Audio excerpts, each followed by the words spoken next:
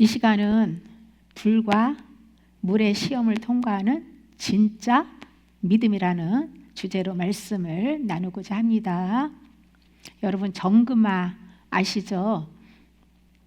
금을 불에 달구어 가지고 불순물을 다 제거해서 순수한 금으로 만드는 과정을 말하는데요. 우리의 믿음도 마찬가지입니다.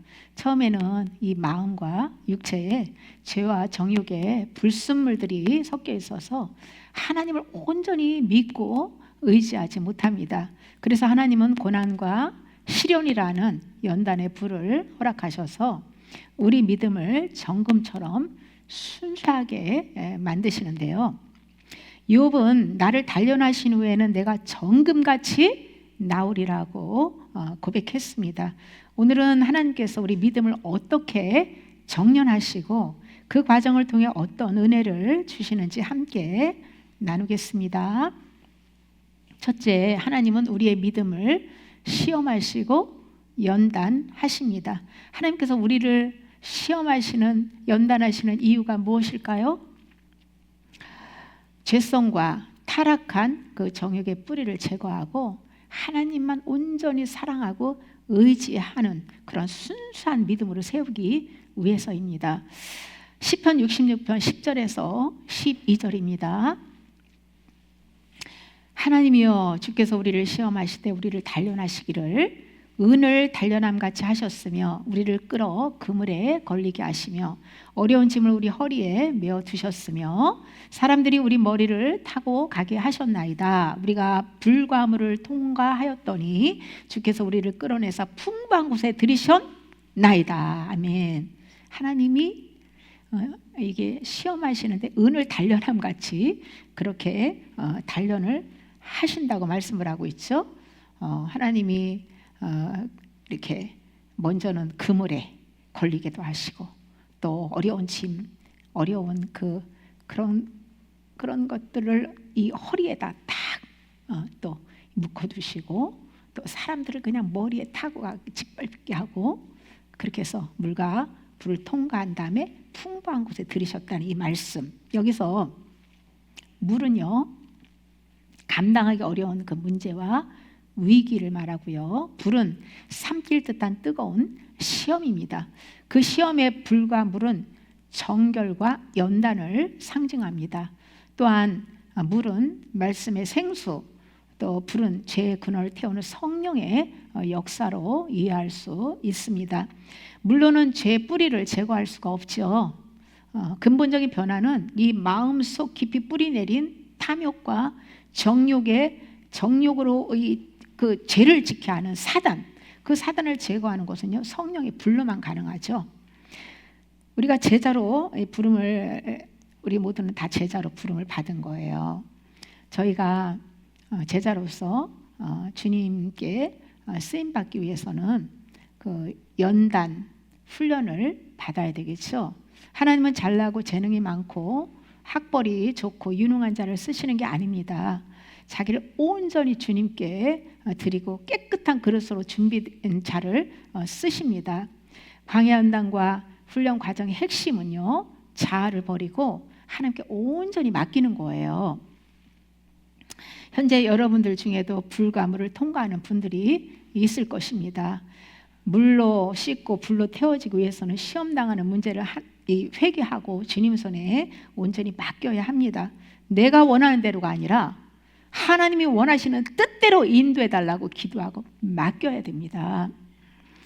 붙잡고 씨름하면 사단이 더 강력하게 역사를 해서 더 고통스럽고 절망에 빠지게 되는 거예요. 그러나 내 뜻과 욕심을 내려놓고 주님 손에 온전히 맡기면 그때 사단의 역사가 멈추고 평안이 임하는 겁니다. 하나님은 우리를 그저 보호만 하시는 게 아니라 정결케 하는 불과 물을 통과하게 허락하십니다. 그 과정에서 사단이 역사하지만 내려놓는 회개로 연단을 통과하면 마음을 온유하게 하시고 풍성한 은혜를 베풀어 주십니다. 둘째, 연단은 크게 금을 허리, 머리의 영역으로 이해할 수가 있는데요. 여기서 저는 그물을 물질적 연단, 허리를 육체적 연단, 머리를 정신적 연단으로 한정해서 말씀을 드리겠습니다. 먼저 그물, 즉 물질적 연단입니다. 그물은 움직임이 제한되고 탈출이 불가능해 보이는 상황, 즉 내 힘으로는 빠져나올 수 없는 억압, 고난, 막힘의 상태를 상징해요. 그물은 하나님이 허용하신 연단의 장치인데요, 하나님께서 물질로 연단하실 때에 물고기가 그물에 걸리듯 소유의 그물에 걸려들면 물질에 대해서 자유할 수 없지요.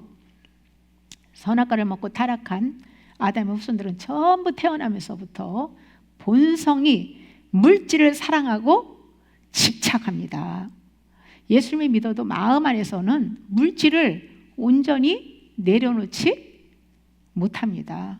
문제는 물질의 욕심에 잡혀 살 때에 하나님께서 사단이 쳐놓은 그물 안으로 걸려들도록 허락하신다는 거예요. 하나님이 허락하시지 않는 일은 이 땅에 어떤 것도 일어날 수가 없어요.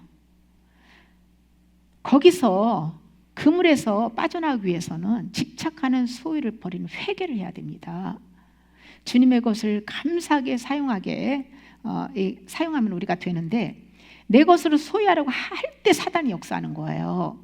그러나 나의 모든 것을 포기하고 주님의 손에 맡길 때에 그물에서 빠져나와서 주님의 것을 자유롭게 사용할 수 있다는 것이죠. 이 물질 문제 해결해 주세요, 돈 주세요 하고만 기도해서는 안 되고, 그것을 집착하고 사랑하고 거기에 매여 사는 모든 것들에 대한 것을 내려놓는 회개부터 해야 되는 거예요. 하나님은 소유욕을 내려놓게 하기 위해서 재정적으로 압박과 소유를 제한하시는데요, 재정에 큰 어려움을 당하면서 그 가운데서 하나님만이 진정한 공급자임을 깨닫고 물질의 소유권을 하나님께 내어드리게 됩니다. 그때 물질의 연단이 끝나는 거고 하나님께서 그물에서 건져서 자유롭게 해주시는 거예요. 세상 사람들의 신은 무엇일까요? 시편 135편 15절에 보시면 열국의 우상은 은금이라고 증언합니다. 그러니까 세상 사람들의 신은요, 물질이에요. 돈입니다. 그러면 예수님을 믿는 우리의 신은 무엇일까요? 정확하게 표현하면 주인의 자리를 온전히 주님께 내어드리고 그분의 통치를 받기 전에는 하나님과 재물을 겸하여 섬깁니다. 그런데 예수님께서는 너희가 하나님과 재물을 겸하여 섬기지 못하느니라고 하셨어요. 우리는 둘 중 하나를 포기해야 됩니다. 끝까지 둘 다 붙잡고 가면 둘 다 잃게 되는 거예요. 하나님과 재물을 딱 겸해서 섬기면 다 놓치게 되는 거예요. 그러므로 그 전에 하나님만을 섬기기 위해서 물질 사랑하는 마음을 내려놓아야 합니다. 실제 가진 물질을 다 버리라는 게 아니고 삶의 모든 주권을 주님께 드리라는 거예요. 물질 가진 거 다 버리고 저 뭐 길바닥에 저 노숙자로 살라는 게 아니고 모든 것이 하나님의 것이라는 것을 우리는 인정하고 하나님 뜻에 합당하게 우리는 사용해야 됩니다. 예수님께서 무엇을 너희는 먹을까 입을까 마실까 염려하지 말라고 했어요. 너희는 먼저 그의 나라와 의를 구하라. 그리하면 이 모든 것을 너에게 더하시리라고 말씀하셨잖아요. 우리는 주님을 믿고 육신의 필요는 감사함을 아뢰고요, 우리가 관심을 집중해야 될 것은요, 이 마음의 땅에 하나님의 나라를 세우고 그리스도의 의와 연합하는 거예요. 우리가 영적 광야에 나와서까지 자기가 원하는 것을 구하면 마음에 뿌리 박힌 그 탐심을 제거하지 않는다면 사단이 쳐놓은 그물에서 절대 벗어날 수 없습니다. 물질의 그물에서 벗어나 자유할 수 있는 길은 주님께 모든 소유권을 내어 드리는 거예요. 그리고 물질이 필요할 때는 하나님의 통장에서 찾아 쓰는 거예요. 아버지께 믿음으로 필요를 구하면 합당한 것은 바로바로 응답해 주시죠. 그리고 일용할 양식으로 걱정하지 않도록 날마다 공급해 주시고 우리 인생 다 하나님이 책임져 주십니다. 우리의 지나친 욕심이 귀신을 끌어들이는 거예요. 그냥 탐욕이 군대 귀신을 끌어들이는 겁니다. 물질에서 자유를 얻는 길은 마음 안에 있는 모든 탐심을 버리고 날마다 자기를 부인하고 자기 십자가 지고 주님의 뜻대로 살아가는 겁니다. 우리의 마음 중심에 하나님을 주인으로 모시고 그분의 통치를 받을 때 물질에서 자유할 수 있습니다. 그 다음에 허리에 무거운 짐을 올려놓는 육체적인 연단이 있습니다. 허리는 힘과 생명의 중심입니다. 허리에 짐을 두는 것은 이동과 행동이 제한되고 개인의 힘으로 쉽게 제거할 수 없는 짐을 의미합니다. 허리가 아파 보세요. 제대로 움직일 수가 있나? 사람들은 자기 몸을 너무나 사랑하죠. 조금만 어디가 아프면은 막 두려워가지고 떨면서 병원으로 달려갑니다. 안타까운 것은 진짜 의사이신 주님의 말씀은 안 듣고 그냥 육적인 의사의 말을 너무너무 신뢰하는 거예요. 자기 힘으로 어떻게 해서든지 이 몸이 편안해야 되고 육체적인 쾌락을 추구하고 건강하게 오래오래 살고 싶어 해요. 그런데 자기가 원하는 대로 될까요? 그런 사람은 더 빨리 죽습니다. 설령 오래 살아도 세상 의학과 좋은 거 다 먹고 건강 다 챙겨서 100살까지 살아도 주님과 상관없는 삶은 저주를 쌓다가 그 결과는 멸망입니다. 하나님보다 내 몸을 사랑하는 것은요 합당치 않기 때문에 하나님께서 질병을 허락하시는 거예요. 질병으로 연단하시는 거예요. 또한 마음속의 죄를 몸의 질병으로 드러내 주시는 게 너무너무 많습니다. 우리 속이 안 보이니까 이 영혼, 이 속사람을 네 지금 어느 부분에 병이 걸렸으니까 회개해 하고 질병으로 드러내 주시는 것이 너무 많아요. 우리의 몸도 주님의 것이기에 주님 뜻대로 사용하도록 내어드려야 합니다. 내 몸을 내 마음대로 사용하고 우상시하기 때문에 질병의 영을 허락하시는 거예요. 머리부터 발끝까지 나타나는 질병의 메시지도 전부 다릅니다. 머리가 아픈데 발에서 문제를 찾으면 안 되는 것이죠. 그것을 성령님께 물어야 돼요. 그리고 지혜를 받아야 돼요. 이 손이 하는 일이 무엇인가? 이것을 깨닫고 그럼 영의 손에 무엇이 병들어서 손에 질병이 걸렸을 때 영혼의 손에 문제가 생긴 거잖아요. 그러면은 거기서 하나님께 기도하면서 찾아서 그 문제를 회개하면 영혼의 손이 깨끗이 나았을 때 영혼의 손의 질병도 깨끗이 낫는 것이죠. 죄사함을 받게 된 것이죠. 생명의 열매를 맺게 되는 것이죠. 그렇게 찾아가는 거예요. 말씀소리 회개의 불을 폭발시키다. 그 책을요 현재 예찬사에서 편집 중인데요 11월 중순에 나온다고 합니다.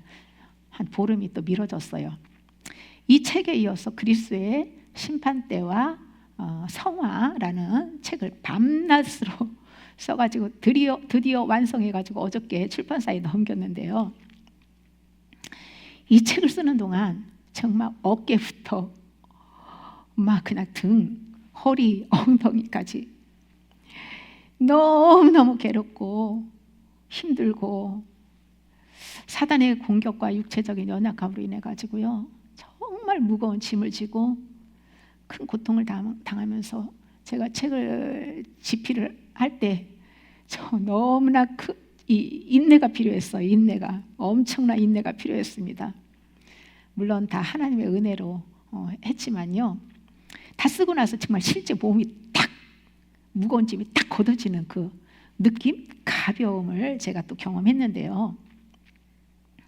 그러면서 정말 하나님의 은혜, 주님이 다 하셨습니다. 주님의 은혜가 너무나 감사하고 감격이 돼서 막 눈물을 흘리게 됐어요.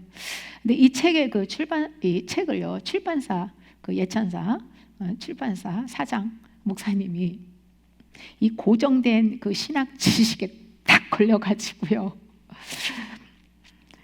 정말 잠깐 힘들었는데요. 하나님이 꿈에 그분이 이거 정말 난해한 구절이고 이거 어쩌고 저쩌고 막 하면서 이게 문제를 딱 삼은 것을 제가 꿈에서 바로 그날 밤에 꿈에서 그 문제에 대한 답을 제가 이 폰으로 따다다닥 해가지고 하는 것을 보고 바로 깨가지고 제가 성경의 그 문제에 대한 본질을 다 폰으로 해가지고 이렇게 다 문자로 해가지고 제가 그분에게 딱 날렸어요. 그랬더니 그 이후로 아무 말씀이 없으세요. 이 책도 호란으로 출간될 것 같습니다. 다 나올 때까지 여러분 기도해 주세요. 우리가 육체적 한계를 경험할 때 내 힘을 빼고 하나님을 온전히 의지해야 성령님의 그 능력을 경험할 수 있는데요. 자기 몸보다 주님을 더 사랑하고 내 몸이 주님의 몸이라는 것을 인정할 때에 허리연단에서 합격하고 건강이 회복됩니다. 그러니까 나의 머리부터 발끝까지 모든 것이 주님의 것이라는 것을 인정하고 내어드려야 돼요. 마지막으로 정신적 연단이 있습니다. 사람을 우리 머리 위에 타게 하셨다. 이 말씀은요, 정신적 고통과 억압을 상징합니다. 머리는 생각과 정신, 존재와 인격의 중심입니다. 여기에 사람이 올라탔다는 것은 굴욕, 수치, 억압, 정신적 부담을 의미합니다. 하나님은 때때로 우리의 자존심과 명예, 자기중심적 사고를 무너뜨리기 위해서 머리 연단을 허락하십니다. 이때 우리가 자를 내려놓고 하나님께 생각의 통치권을 맡기도록 이끄십니다. 머리 연단을 받을 때 나는 죽고 그리스도가 사신다라는 자기 부인의 자리로 나가야 합니다. 우리의 생각과 판단력까지 하나님께 맡기고 말씀에 순종할 때에 머리에 해당하는 정신적 연단이 이루어지는 거예요. 결국 머리 연단은 우리 존재의 중심을 하나님께 온전히 내어드리고 생각과 마음까지 하나님의 주권 아래 두는 훈련의 자리입니다. 저도 가까운 사람을 통해 혈육을 통해 자존심 짓밟히는 머리 연단 많이 받았는데요. 같이 싸울 수는 없고 제가 할 수 있는 일은 하나님께 아픈 제 마음을 쏟아내고 기도하는 일이었어요. 그때 하나님께서 저의 교만을 드러내시면서 너의 교만을 회개시키기 위해서 허락하셨다는 것을 기도 중에 깨닫게 해주신 거예요. 그 다음부터 제 기도가 바뀌었습니다. 주님, 나의 죄로 인해서 상대를 죄에 넘어뜨리게 한 것을 용서해 주세요. 그렇게 기도를 하자. 그리고 상대를 축복했습니다. 그러니까 하나님께서 상대에 대한 좋지 않은 그런 감정을 싹 없애주시고 아픈 기억까지 하나님께서 사라지게 해주셨어요. 생각하려고 하면 나지만 평소에는 거의 안 나죠. 그물 허리 연단보다 더 힘든 것이 사실 머리 연단이에요. 자존심이 짓밟힐 때 나타나는 반응은 다양하죠. 우리는 나는 죽고 그리스도가 사신다라는 그 말씀을 실제 믿음으로 적용해야 합니다. 그러면 하나님께서 원수의 목전에서 상을 베풀어 주세요. 사단을 이기는 방법은 딱 한 가지, 내가 죽고 주님 손에 온전히 맡겨드리는 거예요. 자존심과 명예, 체면 전부 내려놓고 하나님께 통치권을 맡기는 거예요. 지난주에 우리가 나눈 설교 제목이 죄를 낱낱이 드러내서 회개시키는 성령님이었습니다. 예수님께서 마태복음 10장 34절에서 내가 세상에 화평을 주러 온 줄로 생각하지 말라. 화평이 아니라 검을 주러 왔노라고 말씀하셨어요. 예수님을 믿으면 처음부터 하나님과 이웃과 화평에 지나요. 연단을 받은 만큼, 연단받아 정결해진 만큼 화평이 되죠.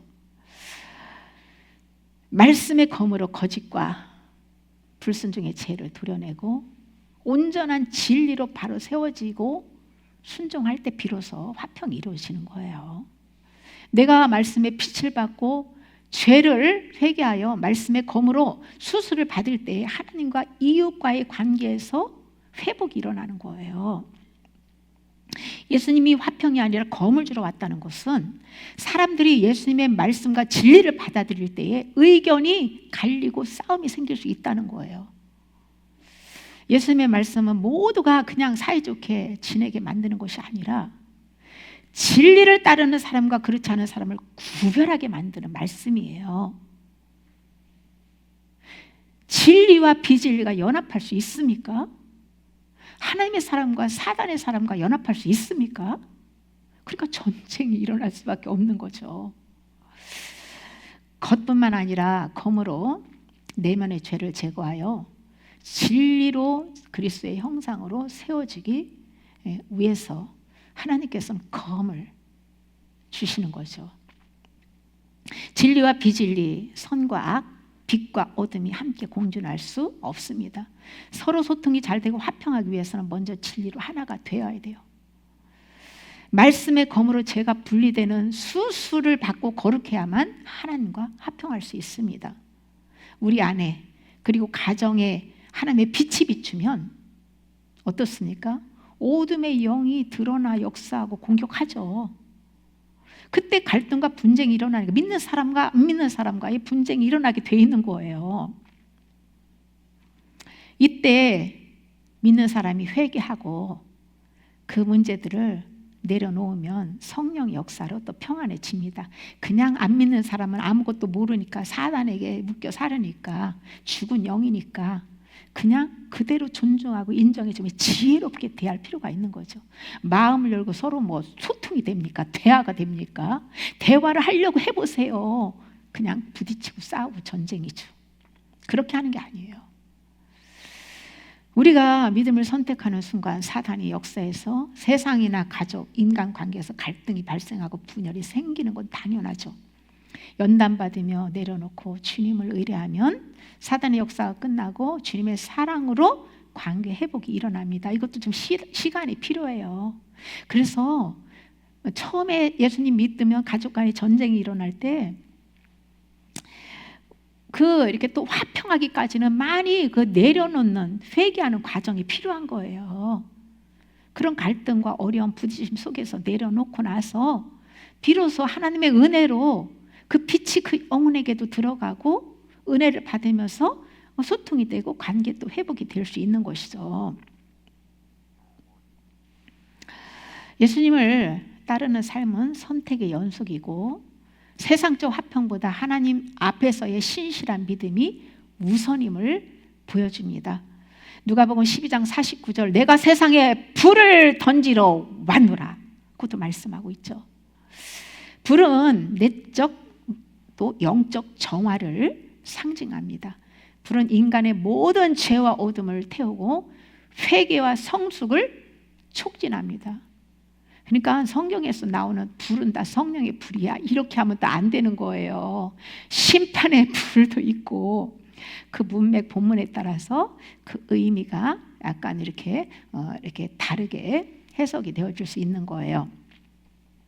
예수님의 불 같은 말씀은 그 세상의 생각과 다르기 때문에 그 말씀을 따르는 사람은 세상과 부딪히게 되어 있어요. 성령을 쫓아 사는 사람이 사단의 사람과 어떻게 친밀하게 지낼 수 있습니까? 있을 수가 없는 거예요. 우리는 어쨌든 세상 속에서도 믿지 않는 사람들에게 복음을 전해야 되기 때문에 그런 사람들 속에서 어쨌든 정면 충돌하면 갈등이 생기고 어려움이 닥치잖아요. 그 가운데서 성령의 지혜로 그 영혼에게 사랑을 실천하면서 마음을 열게 해서 그 성령의 빛이 들어가게 해서 그 영혼에게 복음을 전하게 되고, 그러므로 해가지고 그 영혼도 예수님께로 인도하고 또 이 전하는 자신도 믿음이 더 깊고 단단하게 되는 것이죠. 검과 불은 모두 하나님의 말씀과 사명에서 나오는 변화의 도구입니다. 예수님께 택함 받은 우리를 변화시키기 위해서 검과 불로 서로 충돌하게 하여서 죄를 드러내서 회개시킵니다. 검은 진리로 인한 관계적인 갈등, 믿음과 불신을 가른 분별이에요. 불은 내적 정화와 변화, 죄와 어둠을 태워 회개와 성숙으로 인도합니다. 예수님을 따르는 삶은 세상과 갈등을 피할 수 없지만은 그 갈등 속에서 진리의 검과 변화의 불로 우리의 믿음과 삶이 정화되고 성숙해진다는 것이죠.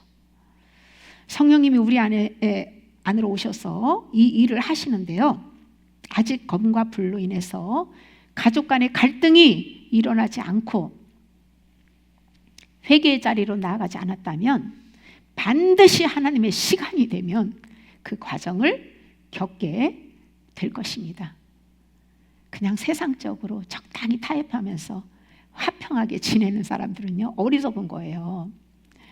빨리 그냥 연단에 불과 물을 빨리 전쟁을 치르더라도 거쳐야, 그래야 진실한 가족 간에도 사랑이 이루어지는 것이고요, 화평이 이루어지는 거예요. 그 가정에 복음화가 되는 거고요, 그 가정을 통해서 이웃에게도 복음이 전파되는 것이에요. 셋째, 불과 물은 인생의 극심한 시험을 묘사합니다. 또한 물과 불은 정결과 연단을 상징합니다. 물은 홍수처럼 밀려오는 문제와 흔들림을 의미합니다. 불은 뜨겁고 견디기 어려운 고난과 시련을 의미합니다. 동시에 성경은 물을 말씀의 생수로, 불을 죄를 태우고 정결케 하는 성령의 역사로 보여줍니다. 이 둘은 서로 대립하지 않고 함께 이루어져야 되는 정결의 과정입니다. 민수기 31장 23절에서 하나님께서는 불로 지나게 하거나 물로 씻으라고 하십니다. 먼저 물은 겉에 더러움을 씻는 정결을 의미합니다. 우리가 말씀 앞에 설 때 우리의 삶을 점검하고 그날 또 잘못된 습관과 태도를 회개하게 됩니다. 이 과정은 매일 필요한 것이죠. 하루 세수하고 샤워했다고 해서 한 달을 깨끗하게 살 수는 없는 것이죠. 마찬가지로 하루의 말씀의 은혜는 그 하루를 위해서 주시는 거예요. 날마다 말씀을 소리내어서 읽고 말씀을 내 자신의 마음을 비추고 행실을 돌아보는 일은 신앙의 기본인 거예요. 이것이 우리의 겉의 삶을 정돈하는 은혜입니다. 그러나 이것만으로 충분하지 않습니다. 겉모습은 비교적 쉽게 바뀔 수 있지만 마음의 깊은 상처, 오래된 성품, 죄의 뿌리는 쉽게 변하지 않습니다. 그래서 하나님께서 불의 연단을 허락하시는 거예요. 이 불은 고난입니다. 뜨겁고 너무나 고통스럽습니다. 그러나 이 불을 통과하며 자아를 포기하고 맡길 때 금속에서 불순물이 제거됐듯이 우리 내면에서도 교만이나 두려움, 탐욕, 음란, 태만, 거짓, 분노, 그런 것들이 다 태워져 나가는 거예요. 태워진 곳에 생명의 말씀이 심어져서 그 싹이 나고 자라서 꽃이 피고 아름다운 성령의 열매를 맺어 주님께 올려드리는 거예요. 그게 상급이 되는 거예요. 상급. 천국에 내 처소와 내가 영원히 누려야 될 상급이 되는 거예요. 불의 정결은 존재 자체가 새로워지는 그 변화인데요, 겉이 아니라 속이 변화되는 거예요. 물과 불은 함께 필요합니다. 물은 죄를 드러내주고 불은 드러내준 죄를 회개하고 내려놓을 때에 성령의 불로 죄의 근원이 제거됩니다. 말씀만 있고 성령의 불이 없으면 변화는 표면에만 머물게 되는 거예요. 성령의 불만 있고 말씀이 없으면 방향을 잃어버리게 되는 거예요. 그래서 말씀과 성령은 언제나 함께 역사하는 거예요. 진리의 성령입니다. 진리의 성령. 그리고 우리는 늘 성령을 구해야 돼요. 매일 성경을 소리내어 읽는 분들이 참 많아요. 매일 성경을 읽으면요, 아무래도 그날 영이 이렇게 어둠이 처리되고, 그러면서 영이 맑아지고 또 막 주님이 주시는 영혼의 힘이 있죠. 그런데 그냥 성경만 읽는 것만 해가지고는요, 근본적인 죄와 정욕의 뿌리는 제거되지 않습니다. 반드시 불의 연단을 받으며 소유를 버리는 회개까지 해야 돼요. 정말 하나님의 은혜로 제 문제를 해결받고 싶다면 말씀, 소리, 회개의 불을 폭발시키다, 이 책 나오면 꼭 보시고 적용해 주시기를 부탁드립니다. 제가 책 광고하는 게 아니에요. 하나님의 뜻이기 때문이에요. 하나님께서 이것을, 하나님이 주신 말씀을 꼭 전하라고 말씀하셨거든요. 하나님은 우리의 겉뿐만 아니라 속까지 변화되어서 순도가 높아진 금과 같이 귀한 사람으로 빚으시기를 원하세요. 그래서 하나님은 먼저 말씀과 회개의 물로 우리를 씻으시고 필요할 때 연단에 불러 우리를 단련하시며 마침내 더 순결하고 성숙한 모습으로 우리를 세우십니다. 하나님께 부르심을 받고 택함 받은 영혼이라면 누구도 이러한 불에, 그 불과 물을 통과하는 연단 피할 수 없습니다. 어떤 성도는 하나님의 은혜로 일찍 통과하기도 하고 어떤 사람은 늦게 경험하기도 하는데요, 이러한 연단이 없으면 자아를 십자가 죽음에 넘길 수 없고 소유와 집착을 내려놓는 회개를 할 수 없습니다. 사람은 하나님의 말씀을 듣고 알고 있다고 해서 바로 자기 고집이나 욕심을 쉽게 내려놓을 수 없죠. 하지만 어려움과 시련을 겪으며 말씀의 빛을 받을 때에 비로소 자신의 한계와 욕심을 깨닫고 하나님께 돌아오게 한다는 것이죠.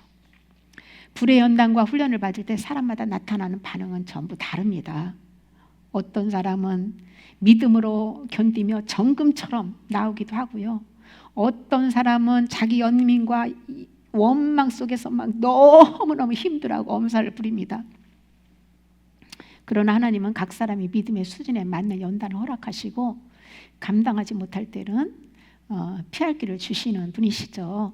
바울이 고린도서 10장 13절에 이렇게 증언하잖아요. 하나님은 너희가 감당하지 못할 시험을 허락하지 아니하시고 시험 당할 즈음에 또한 피할 길을 내사 너희를 능히 감당하게 하시느니라. 하나님은 시험을 통과할 수 있도록 피할 길과 감당할 은혜를 동시에 주십니다. 그래서 감당하지 못하겠다 비명 지르는 거 엄살이에요. 하나님 앞에서 감당할 수 있습니다. 따라서 어떤 고난도 믿음의 연단장으로 우리가 받아들이고 오직 주님만 의지해야 됩니다. 내가 내 힘으로 하려고 하고 믿음으로 반응하지 않기 때문에 힘든 거예요. 믿음으로 반응하면 주님의 은혜로 넉넉하게 감당할 수 있다니까요.